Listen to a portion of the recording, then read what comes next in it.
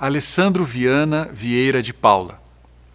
Alessandro é juiz de direito e membro da ABRAME, Associação Brasileira de Magistrados Espíritas. Articulista, tem colaborado com o jornal Mundo Espírita, enriquecendo-os com seus artigos.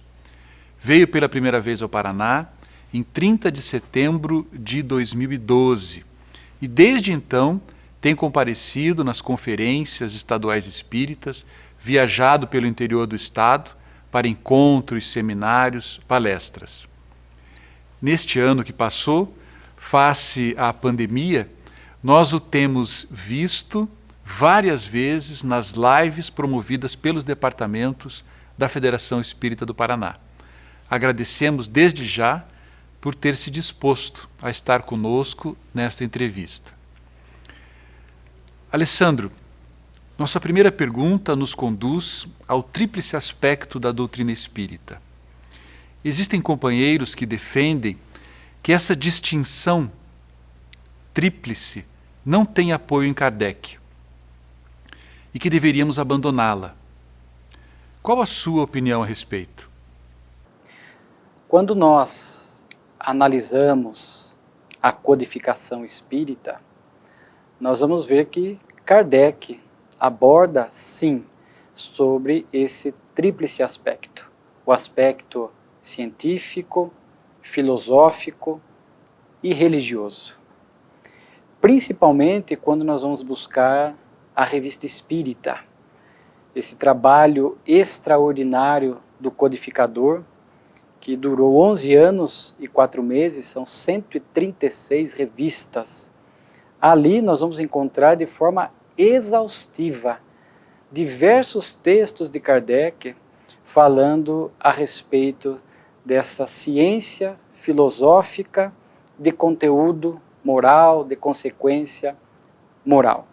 Talvez a parte mais que causa dúvida no movimento espírita, pelo que eu vejo, é a questão religiosa, que inclusive nós vamos deixar para abordar no final de nossa resposta. A questão científica, a questão filosófica, vamos citar, por exemplo, a introdução do Livro dos Espíritos, no item 17, onde Kardec vai fazer referência a uma ciência, uma filosofia. Na Revista Espírita, de setembro de 59, no artigo Propagação do Espiritismo, nós vamos ver que Kardec também fala desse jato de luz, esse conhecimento vasto que vem do mundo espiritual para nós, onde diz que esse jato de luz se converteria numa doutrina, um conjunto de conhecimento, uma ciência e uma filosofia que renova nossas esperanças, dissipa as nossas dúvidas e satisfaz a nossa razão. Portanto, não há dúvida alguma. Kardec nos apresenta o Espiritismo como ciência. O Espiritismo utiliza e utilizou o método científico da observação dos fatos, a parte experimental, para depois deduzir de forma lógica ideias, raciocínios, chegar a determinadas conclusões. A partir dos fenômenos espirituais, a parte experimental, os fatos que se repetiam, Kardec, totalmente imparcial, ele próprio chega a dizer, até um tanto quanto incrédulo, começa a analisar as mesas girantes, os espíritos por detrás das mesas e vai, portanto, deduzir conclusões. Então, o Espiritismo segue este método científico e nós sabemos que a ciência acadêmica, a ciência formal, estuda as leis que regem a vida material. O Espiritismo, naturalmente, aceita essas leis que regem a nossa vida material, porque também são provenientes de Deus. Mas, nesse aspecto ciência que estamos abordando, o Espiritismo não se detém nas leis materiais, não se detém à prisão dos 5 sentidos, porque o Espiritismo vai além. O Espiritismo vai nos apresentar a vida espiritual, o espírito, as leis morais da vida, as leis que regem a vida do espírito. Então, vemos diversos trabalhadores honrados da doutrina falando que o espiritismo não se detém no aspecto da ciência convencional. Vai além. Nos apresenta essa ciência que nos revela as leis do mundo espiritual, as leis que regem a vida do espírito. E também o espiritismo é filosofia porque nos propõe, nos traz um vasto material, vastas lições, as leis divinas para que a gente possa refletir. Filosofia nos remete a isso, a pensar, a filosofar, porque nós trazemos dúvidas existenciais. A criatura humana traz inúmeras dúvidas existenciais. De onde eu vim, para onde eu vou, qual é o verdadeiro sentido da vida, qual a razão do sofrimento aqui na Terra. Então tu percebe que a criatura humana vai trazendo estas questões íntimas que muitas vezes acaba a afligindo. E o Espiritismo, nesse aspecto de filosofia, vem responder a estas indagações, porque os Espíritos nos revelam de onde viemos, para onde vamos, qual o verdadeiro sentido da vida. Não somos o corpo, somos um espírito imortal, numa experiência transitória na Terra, no corpo, para progredir. E esta filosofia nos traz diretrizes éticas e comportamentais. Portanto, ciência, filosofia. Mas conforme dissemos, talvez a parte mais polêmica seja o conteúdo religioso. E aqui é interessante nós observarmos algo importante.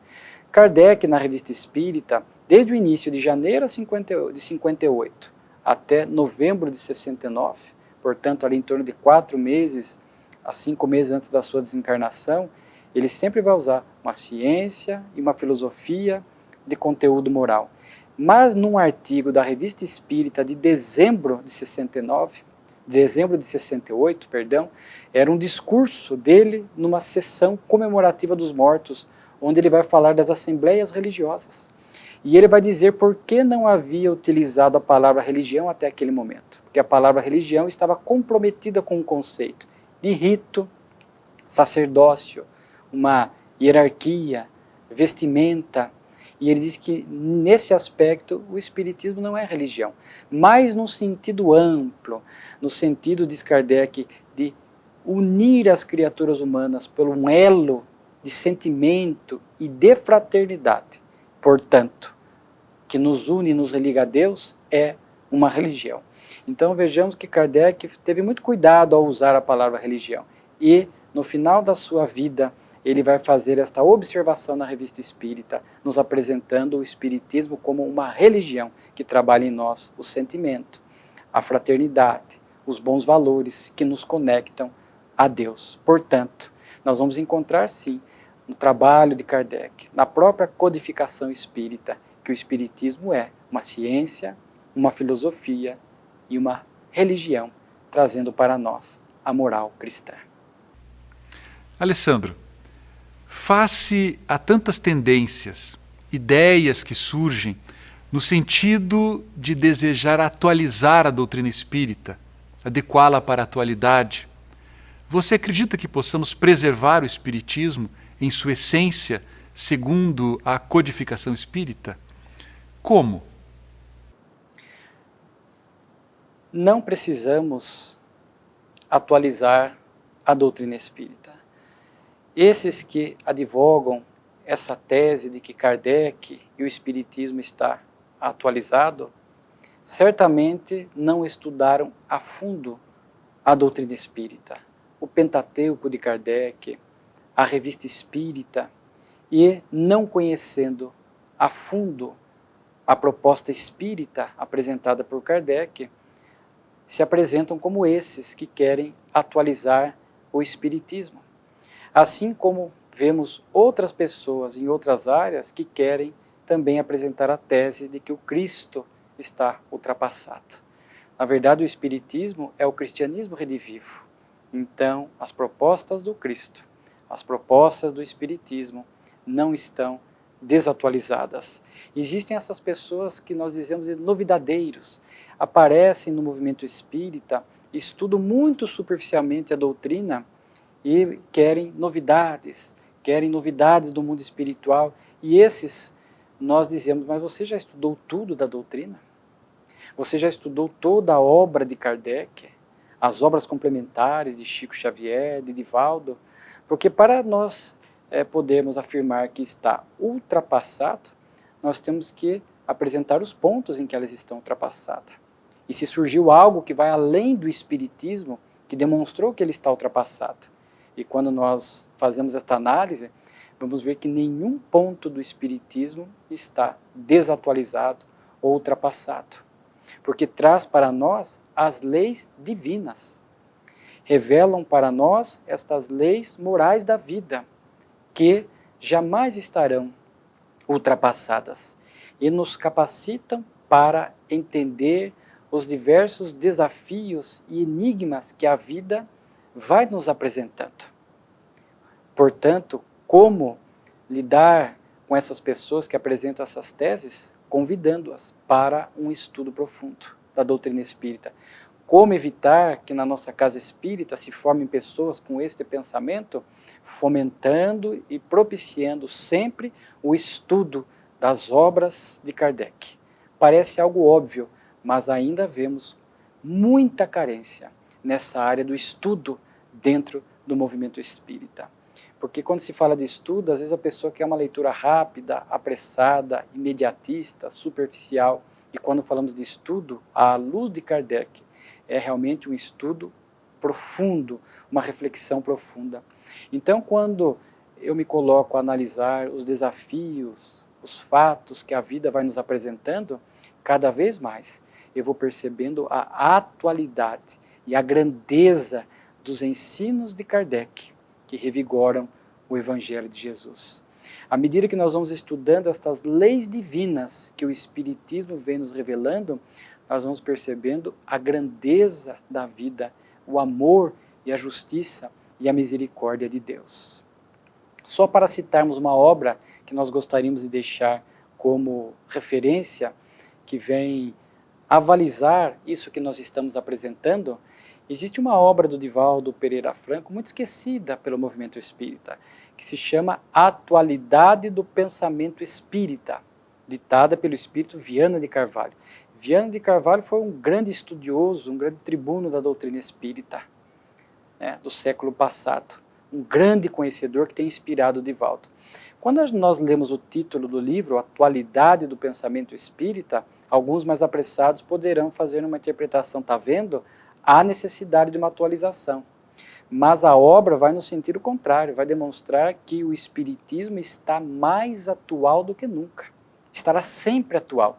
Porque Viana de Carvalho, na obra, se propõe a responder perguntas de professores universitários de diversas áreas. O formato da obra é de perguntas e respostas, onde ali, utilizando este conhecimento da doutrina espírita atual, sempre atual, Viana de Carvalho vai abordar temas dentro de áreas variadas, economia, vai trabalhar artes, psicologia, ciências jurídicas, ciências exatas, vai trabalhar a pedagogia, a medicina, embriologia, genética, enfim, é um livro extraordinário. Então, aqueles que se apresentam com a tese que está ultrapassada, nós iremos presentear a pessoa com esta obra, e recomendando o estudo profundo das obras de Kardec, onde ela vai se colocar nessa condição de alguém que vai estudar, vai perceber que as lições do codificador estão mais atuais do que nunca, e permanecem conosco, sendo uma verdadeira luz para os nossos passos aqui na Terra. Você realizou alguns treinamentos enfocando a lei dos fluidos. Desejaríamos nos pudesse explicar a atuação dos fluidos quando Jesus, Espírito, se apresentou entre os apóstolos, comendo com eles no cenáculo, e depois, em outro momento, na praia, no lago do Tiberíades, repartindo com eles o pão e o peixe. É uma pergunta bastante profunda, que nos remete a esses dois fatos que estão registrados no Evangelho. São momentos extraordinários, onde Jesus, após a sua crucificação, portanto, em espírito, aparece no cenáculo e depois no lago de Tiberíades, onde ali ele iria se alimentar com os discípulos. Tivemos a oportunidade de fazer este estudo dos fluidos com os trabalhadores, esta equipe extraordinária da Federação Espírita do Paraná. E quando passamos a estudar essas questões dos fluidos, nós vamos que retiramos aquele aspecto do milagre. Kardec vai estudar muito essa questão do milagre, sobretudo na obra A Gênese, porque desconhecíamos essas leis espirituais que regem a nossa vida. E analisando um fato como esse, por exemplo, iríamos rotular de milagre, naquele sentido mais religioso, de que um ato divino derrogando as leis conhecidas. Mas agora nós sabemos que estão dentro de leis conhecidas, sobretudo a lei dos fluidos, que explicam muitos dos fatos que estão no Evangelho, como as curas e outros fenômenos. Mas nesse caso, em particular, é algo muito importante de nós anotarmos, e aqui vamos usar um artigo da Revista Espírita, que Kardec escreveu em agosto de 1859, que é justamente os fenômenos sem o concurso dos espíritos, para nos alertar que nós temos dois tipos de fenômenos espirituais. Aqueles em que a espiritualidade aproveita o trabalho, o concurso do médium, sempre que é possível, a espiritualidade vai utilizar esta mão de obra da mediunidade.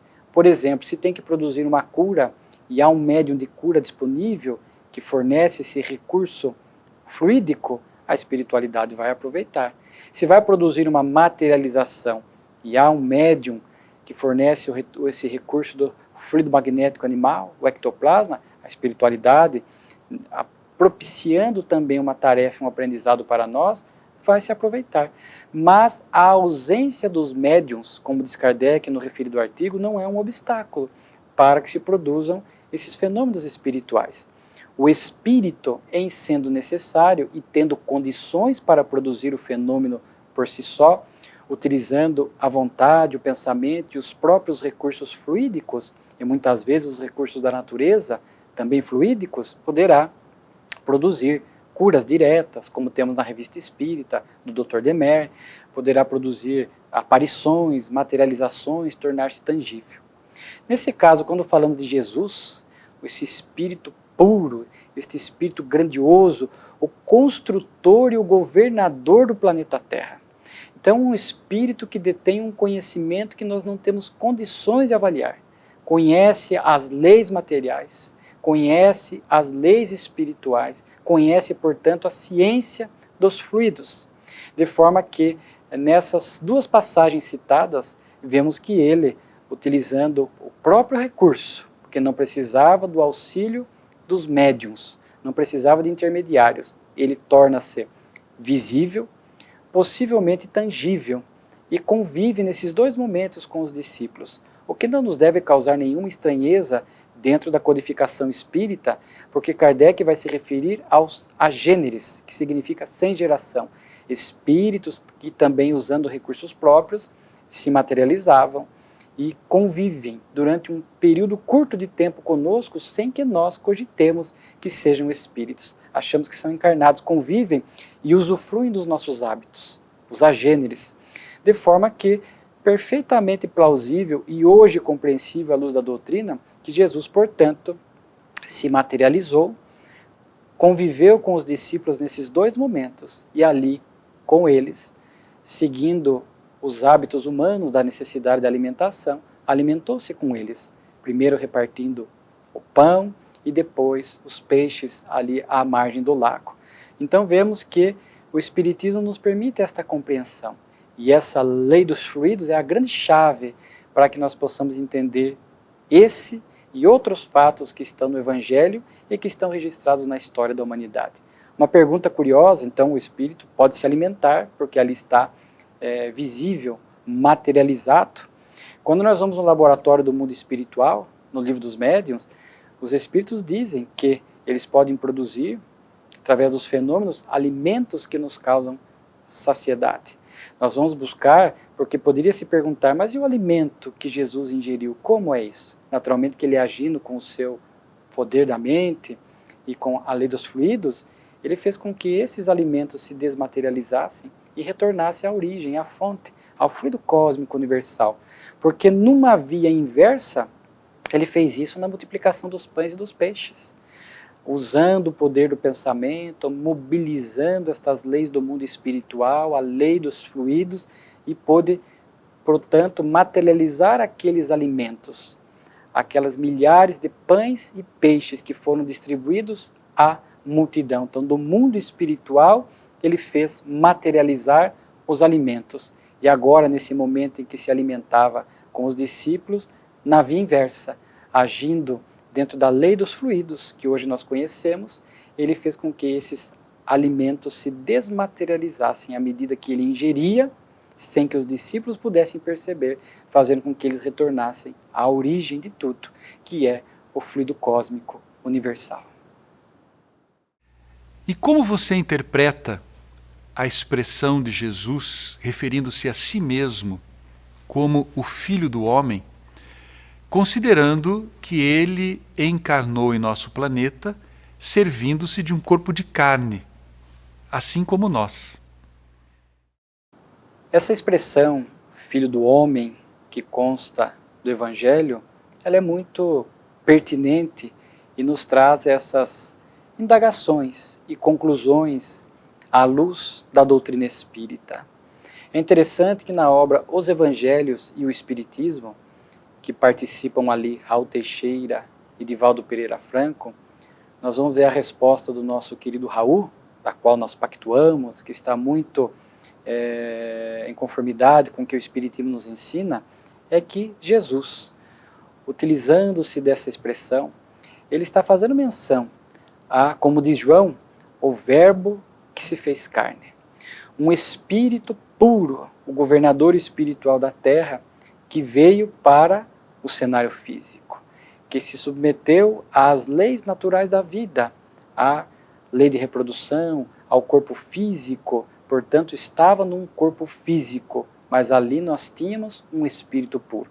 O que já se descarta aquela tese do corpo fluídico de Jesus, analisada por Kardec e rechaçada por ele na Revista Espírita. Então Jesus, quando fala da expressão do Filho do Homem, nós estamos hoje a entender que é este espírito puro que veio das cumeadas, das alturas espirituais, que não foi criado dessa forma por Deus, não era um ser privilegiado, criado à parte, mas um espírito que fez a sua evolução em outras moradas, nas muitas moradas da casa do Pai, em tempos muito recuados. Porque a Terra, que nós podemos dizer que tem em torno de 4,5 bilhões de anos, arredondando 5 bilhões de anos, quando Jesus começa a cuidar da formação do planeta, ele já era um espírito puro, portanto havia feito a sua evolução em outras moradas. Mas fez-se carne, repito, como disse João, e demonstrou a sua pureza, a sua grandiosidade, através das suas lições, através das suas ações, através dos fenômenos que produziu. E é interessante para que possamos fazer uma comparação com essa expressão, nós também vamos encontrar uma outra expressão no Evangelho, dos filhos nascidos de mulher. Então vejam esta distinção que Jesus fez. Dos filhos nascidos de mulher, não há ninguém maior do que João Batista. Portanto, estava se referindo aos espíritos que estão fazendo a evolução na Terra, dos espíritos vinculados ao planeta Terra. Então, dos filhos nascidos de mulher, ou seja, dos espíritos ainda em progresso, vinculados à Terra, ninguém é maior do que João Batista. Um espírito evoluído para os padrões da Terra, mas que não se comparava a Jesus. Porque Jesus, o Filho do Homem, não era um espírito que estava fazendo ou fez o progresso no planeta Terra. É um espírito mais antigo que nós, que fez a sua evolução em outras moradas, nas outras moradas da casa do Pai. Então essas duas expressões nos permitem entender hoje esta grandiosidade do Cristo, este espírito de luz que veio estar entre nós, nos convidando para que possamos também pudéssemos fazer brilhar a nossa luz, como ele próprio propôs. Alessandro, um trabalhador espírita, engajado no movimento espírita, que abandona as tarefas porque diz que precisa investir no seu intelecto, ilustrando-se mais, se compromete moralmente de alguma forma? Sem dúvida, aqueles trabalhadores do movimento espírita que abandonam com esse pretexto de cuidar do intelecto e acabam abandonando as tarefas das fileiras espíritas, sem dúvida que acabam se comprometendo diante da própria consciência e diante das leis de Deus. E aqui, quando nós falamos dessa expressão intelecto, que faz parte da pergunta, nós poderíamos fazer uma divisão. Existe a questão do intelecto relacionado ao próprio aprendizado do Espiritismo. E à medida que nós vamos aprendendo, valorizando o intelecto espírita, ele vai nos convidando às tarefas do sentimento, ao envolvimento nas diversas frentes de trabalho do movimento espírita. Claro que é muito importante a qualificação do trabalhador, conforme a tarefa que ele vai desenvolver.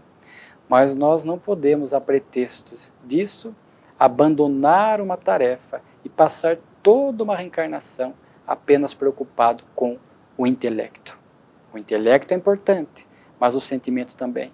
Hoje sabemos que estamos aqui na Terra para investir nessas duas áreas. São as duas asas que permitem com que o espírito possa alçar voos maiores.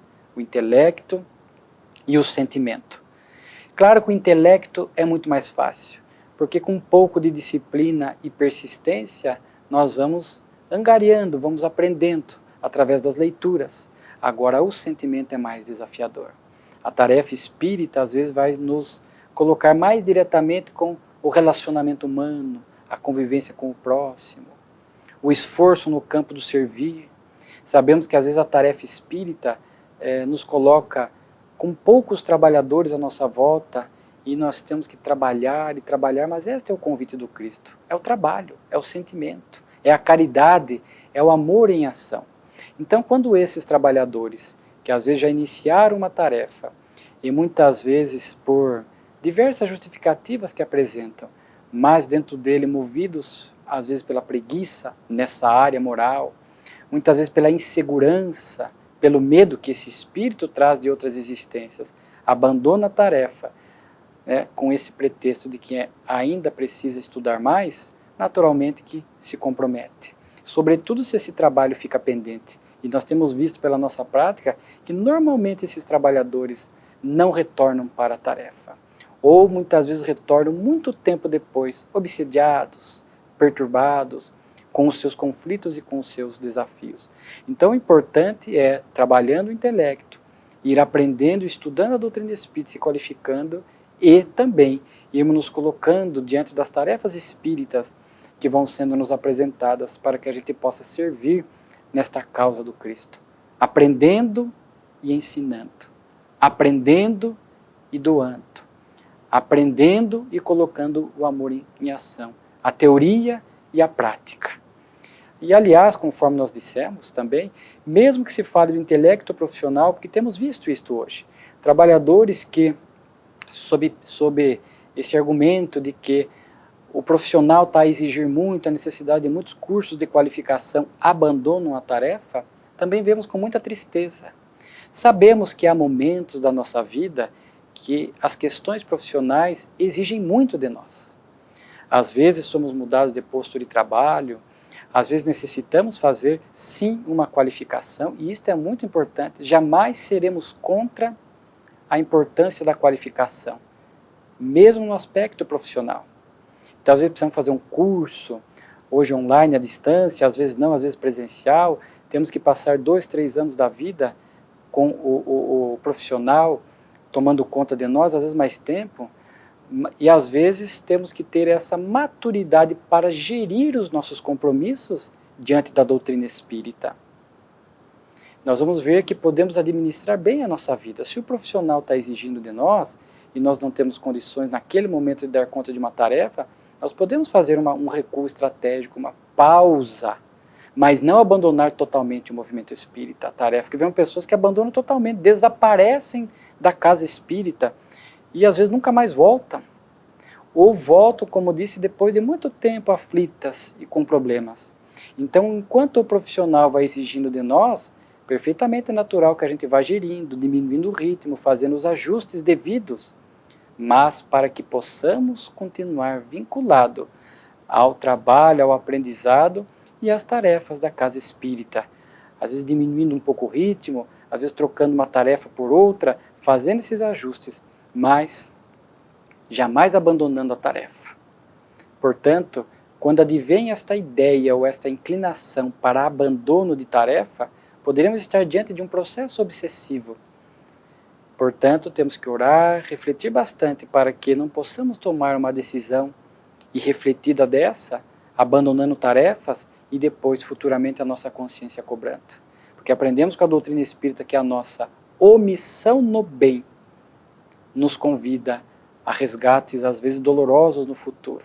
Então tomemos muito cuidado, porque poderíamos dizer que é uma tese hoje muito usada pelos obsessores que querem causar este afastamento dos trabalhadores dentro do movimento espírita e dentro das tarefas religiosas, usando diversos argumentos, e um deles essa questão do intelecto. Tomemos muito cuidado. Repetimos que a doutrina nos ensina, o importante é cuidarmos das duas áreas, dos trabalhos, das tarefas e do aprendizado. Que possamos, se percebemos que essas ideias persistem, colocam em dúvida, advém inseguranças e medos, vamos orar, vamos persistir, porque sempre a tarefa no bem será a melhor resposta para as dificuldades e as dúvidas que estejamos passando. Querido amigo, nós deixamos o microfone à sua disposição para uma mensagem final que queira nos deixar, especialmente a nós, os trabalhadores do movimento espírita.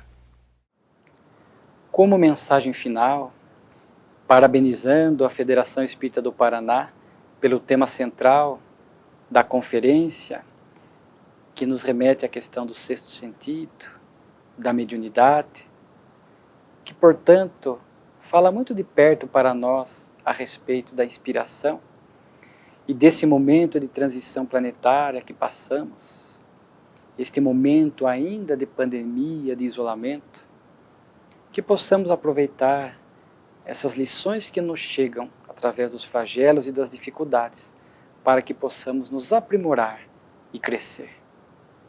São momentos que estamos sendo convidados para esse fortalecimento interior. São momentos para que possamos consolidar, firmar este compromisso com a doutrina espírita, com o Cristo. São momentos em que nós temos que realmente nos colocar na condição de trabalhadores do bem, porque não temos dúvida nenhuma que nesta época de transição, este momento desafiador e definidor que passamos, haverá muito sofrimento na Terra, muitas almas angustiadas, que vão precisar dos trabalhadores do bem. E nós estamos sendo convidados a ser esse trabalhador que socorre, que pratica a caridade material, a caridade moral, que está ali na linha de frente da casa espírita, nas tarefas essenciais da casa espírita, levando a mensagem do Cristo, levando o consolo.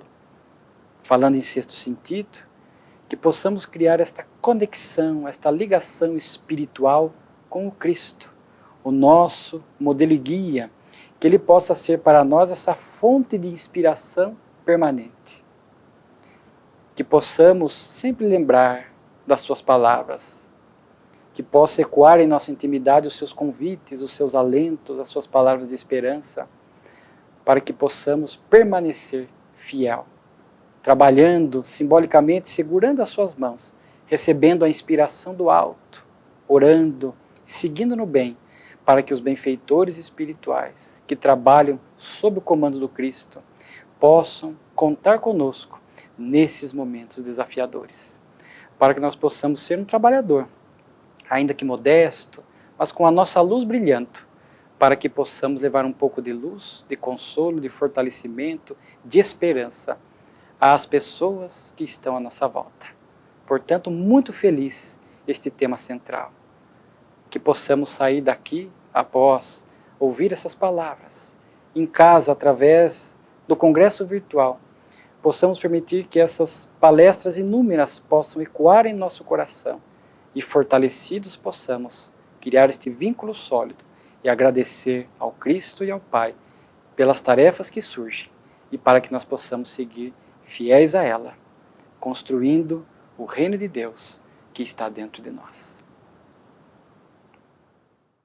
Querido Alessandro, em nome de todo o movimento espírita do nosso estado do Paraná, nós queremos agradecê-lo pelo seu tempo, pela sua preparação, pela essa entrevista que nos concedeu.